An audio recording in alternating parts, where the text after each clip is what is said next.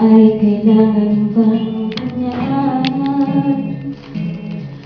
Dinggin ang dahilan at ako ay pagbigyan. Kailangan ko ang tunay na pag-ibig mo, dahil tanging ikaw lang ang tintig ng puso ko. Hahayaan mo ba na maging ganun na lang?